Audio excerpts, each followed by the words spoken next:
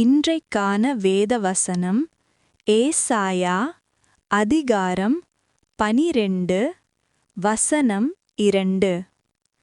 இதோ தேவனே என் இரட்சிப்பு, நான் பயப்படாமல் நம்பிக்கையாயிருப்பேன்.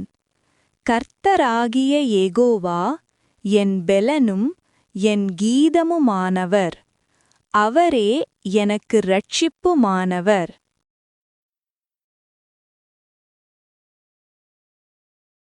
அன்பானவர்களே, அனைவருக்கும் இனிய காலை வணக்கம். இன்றைக்கான தேவ வார்த்தை ஏசாயா அதிகாரம் 12 வசனம் 2 இவ்வாறு சொல்லுகிறது. இதோ தேவனே என் இரட்சிப்பு, நான் பயப்படாமல் நம்பிக்கையாயிருப்பேன்.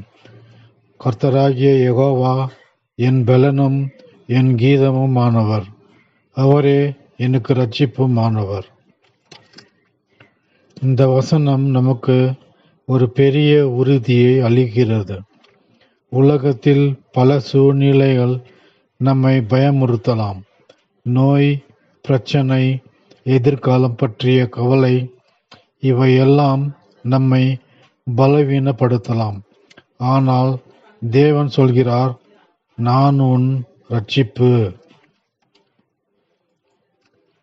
பழைய ஏற்பாட்டில் 1 சாமுவேல் அதிகாரம் 9 வசனம் 10 இப்படியாக குறிப்பிடப்பட்டுள்ளது. அப்பொழுது சவுல் தாவீதை ஈட்டியினாலே சுவரோடே சேர்த்து உருவக்குத்தி போட பார்த்தான்.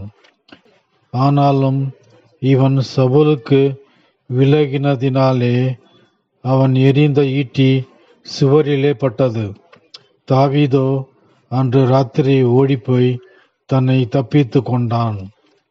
இதைத்தான் தாவீது சங்கீதம் அதிகாரம் 27:1 இவ்வாறு கூறுகிறார். கர்த்தர் என் ஒளியும் என் இரட்சிப்புமானவர், நான் யாருக்கு பயப்படுவேன்? கர்த்தர் என் ஜீவனின் பலனான கோட்டையாக இருக்கிறார். நாம் மனிதர்களை நம்பும்போது ஏமாற்றம் இருக்கலாம். ஆனால் தேவனை நம்புகிறவர்களுக்கு பயம் தேவையில்லை. ஏனெனில் கர்த்தர் நம்முடைய பலனும் பாதுகாப்பும் ஆவார்.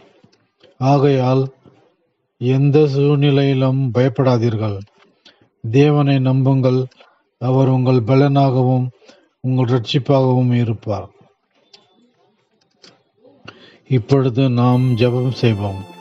அன்பான பரலோக தந்தையே, நீர் எங்கள் இரட்சிப்பும் பலனுமாயிருப்பதற்காக உமக்கு நன்றி. எங்கள் வாழ்க்கையில் இருக்கும் எல்லா பயங்களையும் நீக்கி உம்மீது முழு நம்பிக்கையுடன் வாழ கிருபை தாரும். எப்போதும் உம்மை துதிக்கும் இதயத்தை எங்களுக்கு அருளும். இயேசு கிறிஸ்துவின் நாமத்தில் ஜெபிக்கிறோம். ஆமேன். உங்களுக்கு கிருபையும் சமாதானமும் உண்டாவதாக.